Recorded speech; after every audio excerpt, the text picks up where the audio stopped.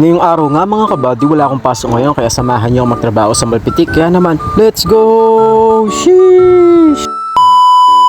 Maaga nga akong umalis ngayon mga kabady, kasama ko yung tito ko dahil pinatawag kami sa Malpitik dahil meron daw ipapagtrabaho sa amin. O diba naman, talaga naman, sheesh! Hindi nga lang kalayuan dito sa Malpitik sa amin mga kabady, kaya ilang minuto lang nandito na rin kami mga kabady. Dito pala dati ako nakatira mga kabady nung bata-bata pa ako. Yung dito nagtatrabaho yung lola ko mga kabady, kitang-kita niyo naman. Pagkadating namin mga kabady, agad-agad na rin kami nag-umpisa mga kabady. Bali nilinisin ko lang pala dito yung mga halaman nandyan mga kabady, puputulin ko rin yan mga kabady, o diba?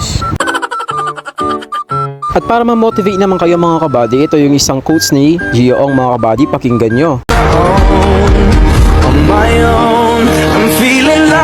Lagi ko nga sinasabi, hindi tayo magtatagal dito sa mundo.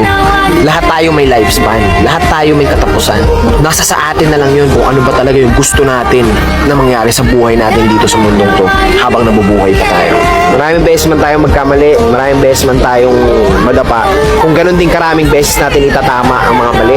At kung ganun din karaming beses tayo mabangon sa pagkadapa, parehas lang yun. Pag natalo ka, laban lang. Mananalo ka rin. Lahat ng bagay sa mundo may kabaliktaran.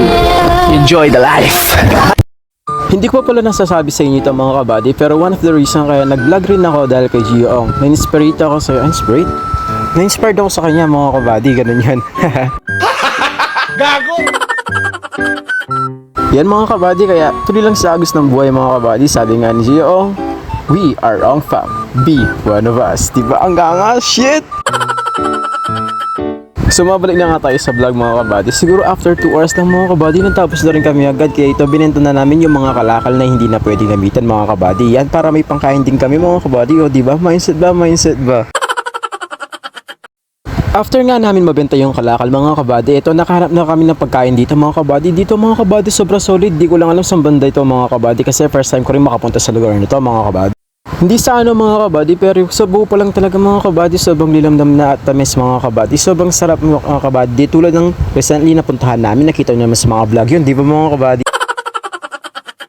Hindi na nga ako nakapag-video dito mga kabady, pero pauwi na kami dyan. Pero saktong pag-uwi namin mga kabady, saktong umulan, o di ba napakaangas, saktong-sakto lang ang pagdating namin mga kabady. Kaya hanggang dyan na lang, bye bye, sheesh, bye bye.